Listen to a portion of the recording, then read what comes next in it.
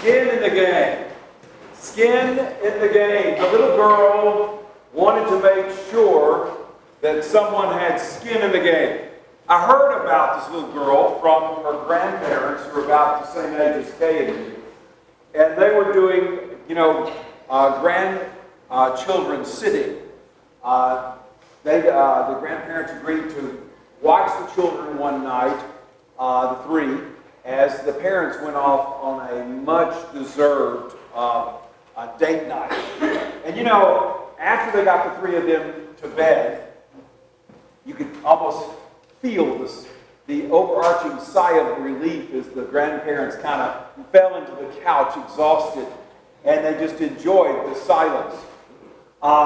When all of a sudden they heard a banshee cry from upstairs, and the two of them went racing up the steps. They swung open the door, and they saw their little 6-year-old granddaughter with her beautiful brunette hair crying profusely. Grandmother went to the right side of the bed and Granddaddy to the left, and they sat with her, and the little girl said, "There's a monster trying to get me." Well, the Granddaddy just couldn't stand it. He saw her tears kind of, beginning to just wash down her face, and so he took her little head in his hands. He said, now, honey, no monster can get you because Jesus is with you. And with that, she wrenched her head away, and she sat up even straighter, and she says, No, I want someone with skin on him.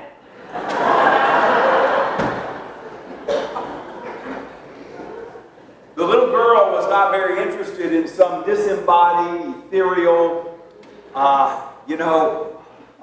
feathery presence. No, she wanted someone with skin in the game.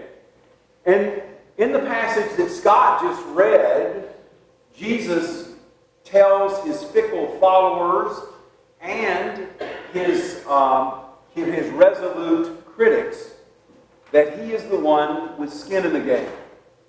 He's just arrived, Jesus has just arrived back at his adult hometown, Capernaum, which really isn't that far from Nazareth. He arrives back at Capernaum, and he, on the other side of the lake, just a day or so before, had fed the multitude. So as soon as he lands in Capernaum, he is just mobbed. And people are saying, hey, boss, let's rerun that bread-making miracle. We want you to stretch your stuff in front of the home folks. And with all this commotion, the religious authorities are really drawn into the circle. And as they kind of part the crowd, they demand an explanation of Jesus right there and right then. And Jesus just takes gasoline and pours it on the flames. When he says, to tell you the truth, guys, the real bread that the people are looking for is the bread that comes down from heaven. And that's me. Oh, my Lord, have mercy. Then there's combustion. And the authorities immediately say back to him, "Wait a minute, bub. We know your folks. We know your mom and your dad and your siblings, and there's nothing special about you." I'm from Alabama, so they would have said, "We know your people. There's nothing about you that's special." And Jesus says, "Well, that may be so. That may be so." He says, "But just know this, that no one can come to me. No one can come to me unless God the Father draws him. And by the looks of things, you just didn't make the list."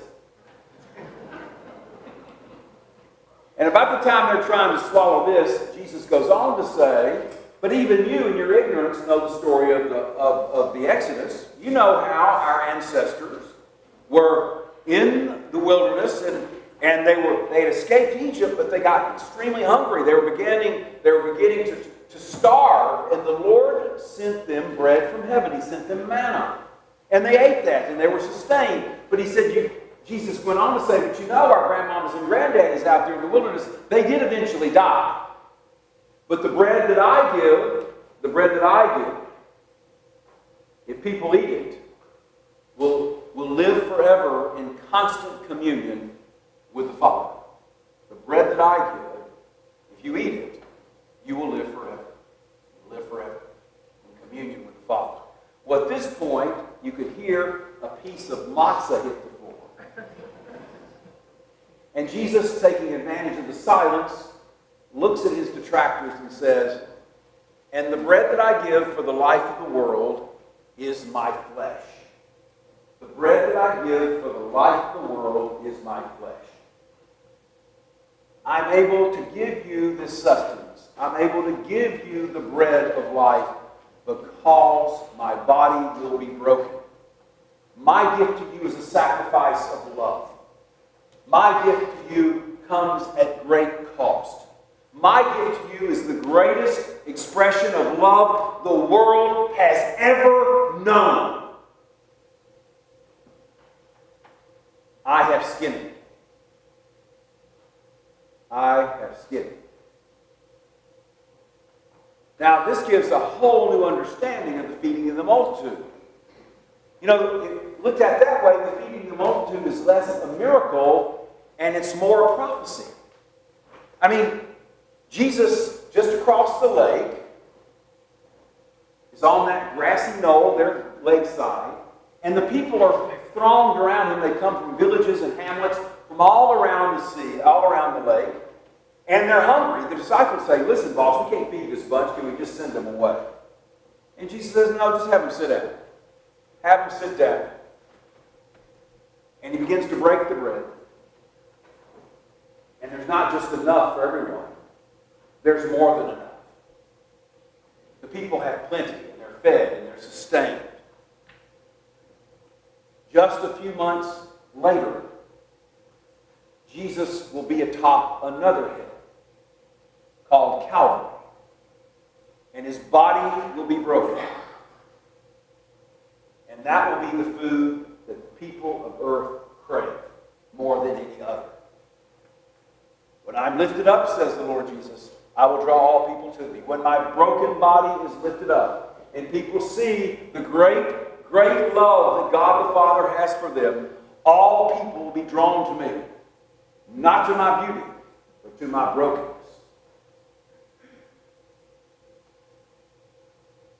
Jesus is the one with skin in the game. Now,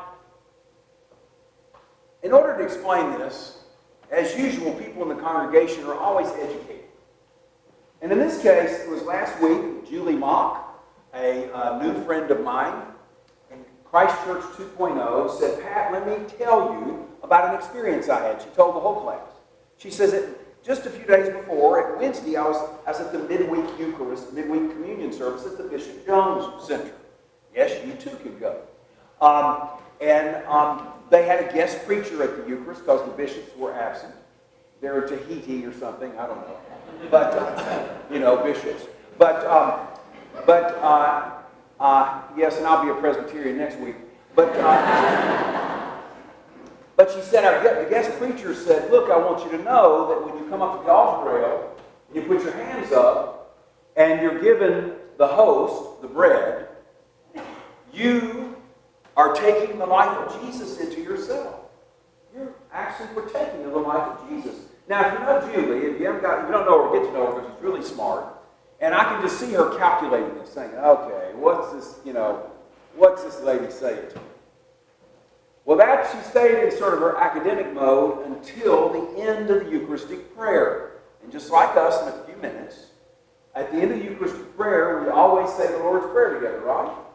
Always. Before we come up here and kneel and receive the host, we say the Lord's Prayer. And she was just saying it, and all of a sudden she came to the line, "Give us this day our daily bread. Give us this day our daily bread." And then it swept over her like a tsunami. And the emotion came. The emotion just swept over her. And Julie realized that the bread that we so badly want, the bread that is vitally important to us, the bread that sustains us, is not three squares in an afternoon snack. No, the bread we want is the life of the broken Jesus. That's the bread we want. We want it more than any other. There's nothing else that's comparable to it. And until we receive it, really, we're kind of sleepwalking. We're just kind of sleepwalking through life. Concerned, absolutely obsessed with ourselves. What's in it for me next? What can I acquire next? Thinking all the while that that's life and that's just a masquerade. It's just a masquerade. Now, I think you know me well enough to know that I'm not talking about some magical transaction. I'm talking about what really happens when we submit to the lordship and the love of Jesus Christ. Paul says it best in the 12th chapter of Romans. The 8th and the 12th chapter of Romans, probably the two greatest chapters in the entire New Testament. In the 12th chapter, he starts off with this well-known line that you've known and rehearsed. Therefore, brothers and sisters, in view of the great mercy that God has shown us, make of yourself a living sacrifice, holy and acceptable to God. You've heard that, right? Therefore, brothers and sisters, in view of the great mercy God has extended to us, make of your bodies a living sacrifice, holy and acceptable to God. We usually stop there. But the verse goes on because the sentence goes on. It has another clause. For this is your proper and true worship. This is your proper and true worship. Paul is saying to those to whom he's writing and to us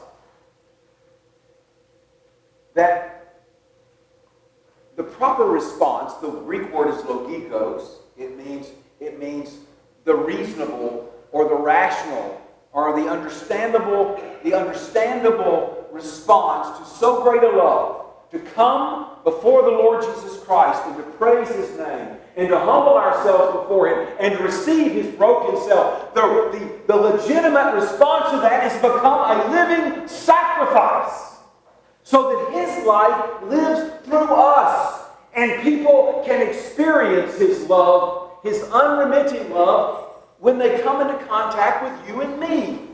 That's what happens. It's really sort of a rephrasing of what David says in Psalm 51. The sacrifice that God requires is a broken spirit. A broken and contrite spirit you will not despise. When we're broken open and receive the love of the broken Christ, then our life can begin to truly be full. So full that we give it away. I see it all the time. You don't have to be you don't have to be kind of walking on air to see people that live this way. Right? Take Robert Blair Poole. I see him every day. He's on this campus every day. He is, it's painful to see him get around, but he's here. Every morning when the sun comes up, he drives all the way over from the Incarnate Word nursing home. And he pulls right into the empty, forlorn parking lot of Chandler House. If you could sit there long enough, you'll see him finally get out of the car, out of his ancient Buick, which is a miracle that's still moving. He then gets on his walker, and he carefully goes around I'm going too fast. He goes around to the trunk. As soon as he's at his trunk, 4 cats show up. He opens the trunk and he feeds the cats. Why? Because he lived in Chandler House for the last 10 years. When they closed it, he knew there was no one to feed the cats. So every day he drives over here and he feeds the cats. And as he pets one of them, he says, "This is Katie. I've known her all 9 years of her life." Now that may seem like a small thing to you, but it's not. It's not. It's a big thing. It's a big thing. Or how about this for a big thing? I was reading The Economist about 2 or 3 weeks ago, and I was reading about Venezuela. And if you've been keeping up with Venezuela, it is truly a tragedy of dramatic proportions. You know, we got as Christians, we don't look at things, oh, well, you know, that's where politics will get you. That's where the left wing will get you. It's not about the left wing or the right wing. It's about people starving. It's about people starving. So get in a line all day long and wait at the ATM and finally get there and there's no money. It's to see your children without, and you go into the store and you've heard there's bread and there's milk, and you get there and it's all gone. Well, there's Economist. You know, The Economist is about the most unemotional magazine on earth. I read it every week to stay grounded in what's going on. And so this British reporter sees this construction worker, one of the lucky few that has a job. He's riding his bicycle to work. And on the way, he sees a teenager rummaging through the trash to find something to eat. Can you imagine one of our children rummaging through the trash to find something to eat? And the construction worker stopped. He said, "Hey, boy, come here." And the boy thought he was in trouble, so he kind of meekly comes over. And the construction worker reaches back into his backpack and pulls out a container of rice and beans.